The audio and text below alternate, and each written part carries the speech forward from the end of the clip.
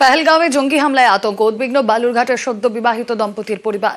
নিরাপদে হোটেলে ফিরলেও এখনও তাদের চোখে মুখে আতঙ্ক। 16 এপ্রিল বিয়ে হয় অনুরাগ মণ্ডল এবং দীপান্বিতাদের। বিয়ের পরে কাশ্মীরে ঘুরতে যান দম্পতি। হামলার সময় পহেলগাঁওতেই তারা ছিলেন। আজ অনুরাগের সঙ্গে কথা বলার পর কিছুটা স্বস্তি পরিবারের। কথা বলবো, আমাদের প্রতিনিধি অনুপ সান্যাল রয়েছেন সঙ্গে। অনুপ পৌঁছে গিয়েছেন পরিবারের কাছেই, শুনবো তাদের কথা। অনুপ, একদমই রুমেলা, দেখো এই মুহূর্তে আমরা বালুরঘাটের রবীন্দ্রনগরে অনুরাগ মণ্ডলের বাড়িতে রয়েছি। তার বাবা মা আমাদের সঙ্গে রয়েছেন। যদিও স্বস্তির কথা যে তারা এই মুহূর্তে শ্রীনগরে পৌঁছে গিয়েছে, এতে কিন্তু কিছুটা হলো স্বস্তি পেয়েছে তার পরিবারের লোকেরা। গত রাত থেকে তাদের ঘুম উড়ে গিয়েছিল, তারা দুশ্চিন্তায় ভুগছিল যে কিভাবে কি হয় বা কখন তারা বাড়ি ফিরতে পারবে আদৌ কিনা, এই চিন্তায় কিন্তু তাদের ঘুম উড়ে গেছিল। আমরা কথা বলার চেষ্টা করব তার মায়ের সঙ্গে, যে কি অবস্থায় তারা গতকাল থেকে কাটালেন বা তার ছেলে কোথায় আছে এখন। আমার ছেলে তো 9টা সাড়ে 9টার দিকে ইয়েতে ছিল, কাশ্মীরে ছিল।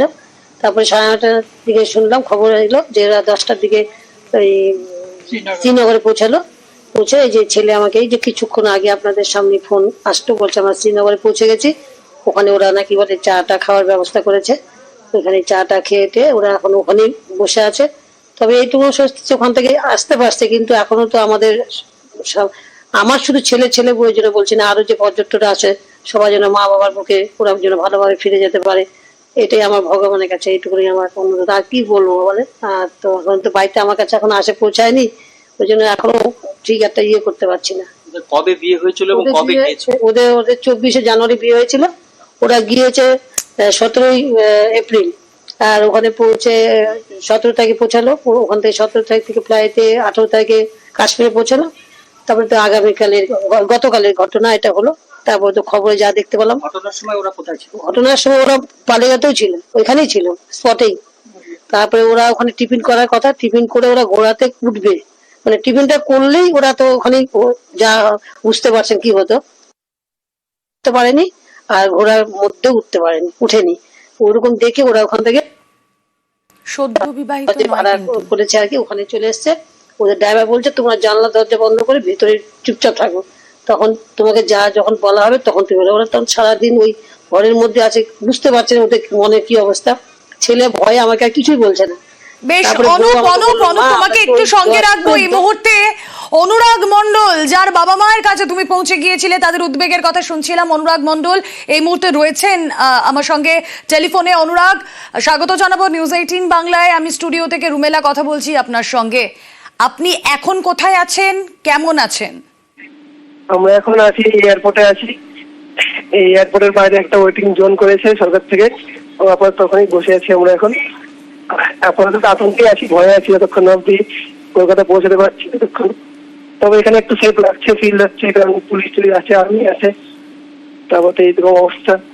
যেই সময় গতকাল এই ঘটনা ঘটেছে সেই সময় আপনারা পহেলগাঁওতেই ছিলেন। কি ঘটেছিল আপনাদের সামনে? আমরা 2টোর সময় লাঞ্চ করে পহেলগাঁওয়ের পনি স্ট্যান্ড আছে, মানে পনি স্ট্যান্ডে গিয়েছিলাম। তো কেবল আমরা ঘোড়াগুলো ঠিক করে উঠবো, জাস্ট 1 কিলোমিটার অব্দি গেছি। তারপর উপর থেকে সব বলছে গান সাউন্ডের সাউন্ড এসছে, সব যে যার মতো পালাও। নিচ থেকে উপর থেকে সব ওরা ঘোড়াগুলো নিয়ে যে যার মতো নিচে আসছে, দৌড়ি হস্তে আবার আতঙ্কের মধ্যে আমরা কোনো মতে ঘোড়ার মধ্যে করে নিচে এসেছি। জাস্ট যাইনি, 1 কিলোমিটার অব্দি গেছি। ওই অবস্থায় উপর থেকে নিচে আমরা কোনো মতে এসে তারপর ওখান থেকে বলছিল যে যার মতো হোটেলে যাও বা এখান থেকে বেরিয়ে যাও, বেশি টাইম নষ্ট করো না। তো ওখান থেকে আমরা পহেলগাঁওয়ের মধ্যে নাইট স্টে ছিল, ওখান থেকে সোজা আমরা হোটেলে গেছি। সারা রাত্রি হোটেল থেকে বেরোতে দেয়নি, খাওয়া দাওয়া হোটেলেই করেছি। তারপরে মিলিটারি পুলিশ আর্মি এসে হোটেলের বাইরে সব পাহাড়ে সারা রাত্রি ছিল। তারপর সকাল থেকে চেকিং হচ্ছে হেলিকপ্টার চারিদিকে। তো তারপর আমরা সকাল থেকে পহেলগাঁও থেকে শ্রীনগর এয়ারপোর্টে বেরিয়েছি। তারপরে এখন তো অবস্থা এখন এয়ারপোর্টে।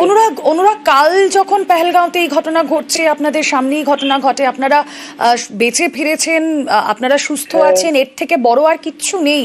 কিন্তু সেই সময় যখন আপনারা পৌঁছেছিলেন, আপনারা দেখেছিলেন সেখানে নিরাপত্তা বাহিনী কতটা মোতায়েন ছিল? কারণ একটা জায়গা পহেলগাঁও, সেটা টুরিস্টের হট ফেভারিট ডেস্টিনেশন, সেখানে সুরক্ষা কেমন ছিল, কি দেখেছিলেন গিয়ে? সুরক্ষা বলতে দেখুন, এখানে তো আর্মি ক্যাম্প বাইরে রয়েছে, স্টপে স্টপে আর্মি ক্যাম্প রয়েছে, যেমন নিচে স্ট্যান্ডে আর্মি আছে, উপরেও আর্মি ক্যাম্প রয়েছে।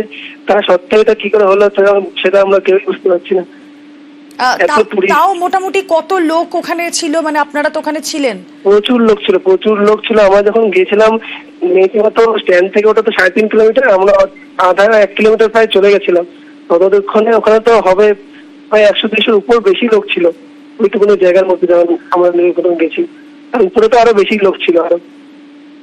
আচ্ছা, আর আপনাদের এই ফেরার বন্দোবস্ত, ফেরার সবকিছু প্রশাসনের তরফ থেকে সহায়তা পেয়েছেন, সরকারের তরফ থেকে? হ্যাঁ, সরকারের তরফ থেকে হেল্প পেয়েছি বলতে ইন্ডিয়ান আর্মি ছিল ওখানে সবসময় উপস্থিত আছে। ওনারা আমার দেখছে যে এয়ারপোর্ট টিকিট থাকলে তাদেরকে যেতে দিচ্ছে।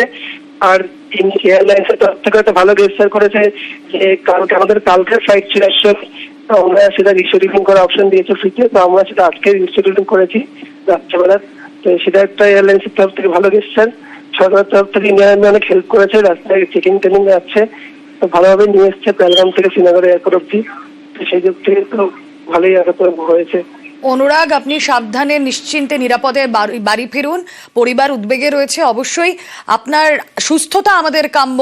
থ্যাংক ইউ সো মাচ আমাদের সঙ্গে কথা বলার জন্য। অনুরাগ মণ্ডল, আটকে পড়া পর্যটক, তার সঙ্গে কথা বলছিলাম আমরা। বালুরঘাটের পর্যটক, সদ্য বিয়ের পর জানুয়ারি মাসে বিয়ে হয় তার, আর তারপর 17ই এপ্রিল তারা কাশ্মীর বেড়াতে যান।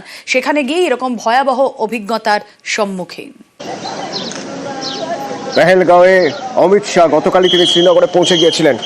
26 জনের মৃত্যু হয়েছে, তাদের শেষ শ্রদ্ধা জানাচ্ছেন স্বরাষ্ট্রমন্ত্রী অমিত শাহ।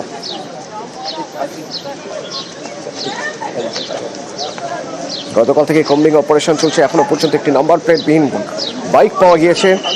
ক্লোজ সার্কিট ক্যামেরার ফুটেজে একজনকে পাওয়া গিয়েছে।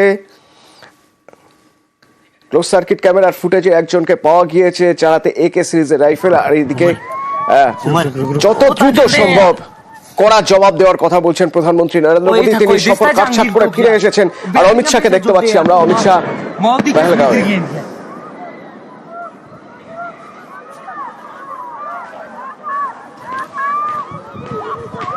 এখনো পর্যন্ত একটি বাইক পাওয়া গিয়েছে সেখান থেকে, মোটরসাইকেল।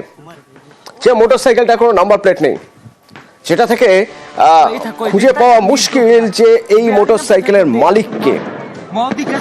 তো সেই চেষ্টাই করা হচ্ছে, সূত্র ধরে এগোনোর চেষ্টা হচ্ছে যে কতজন, কোথায় রয়েছে তারা, কিভাবে হামলা। পুরো এলাকা গতকাল বিকেলের মধ্যে ঘিরে ফেলা হয়েছিল। অপারেশন চলছে, কম্বিং অপারেশন চলছে। পেহেলগাঁওয়ে পৌঁছে গিয়েছেন স্বরাষ্ট্রমন্ত্রী অমিত শাহ।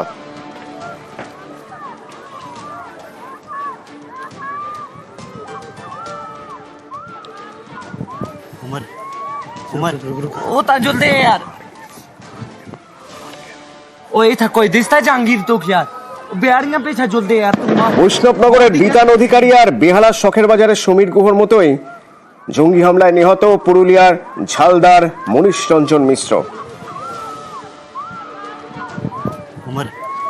মনীষ রঞ্জন মিশ্র সপরিবারে কাশ্মীরে বেড়াতে গিয়েছিলেন। বাড়িতে খবর পৌঁছেছে, পরিবারের বাকিরা সুস্থ আছেন তো? ইন্দ্র রয়েছেন আমার সঙ্গে পুরুলিয়া থেকে। ইন্দ্র, ঝালদার মনীষ রঞ্জন মিশ্রের সঙ্গে আর যারা গিয়েছিলেন তারা সুস্থ, অক্ষত?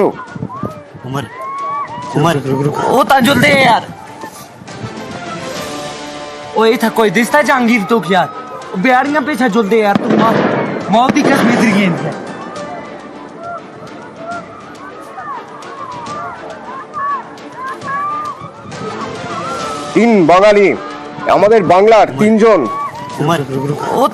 সেই তিনজনের একজন পুরুলিয়ার ঝালদার মনীষ রঞ্জন মিশ্র সপরিবারে গিয়েছিলেন কাশ্মীর ভ্রমণে, কিন্তু ফেরা আর হলো না মনীষ রঞ্জন মিশ্রর।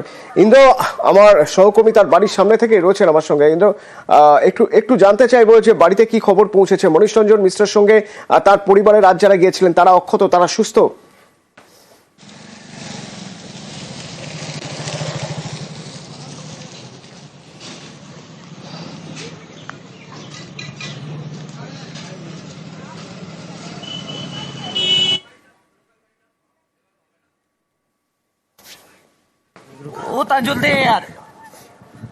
আমরা কালকে রাতের বেলা 9টার সময় এরকম ঘটনা ঘটে গেছে। কেমন ছিলেন উনি বহুত ভালো ছেলে ছিলেন, বহুত ভালো, সবার সঙ্গে মেশামেশি করতেন, সবার সঙ্গে ভালো ভাষায় কথা বলতেন। না বাবাও ভালো ছিল, ভালো আছেন।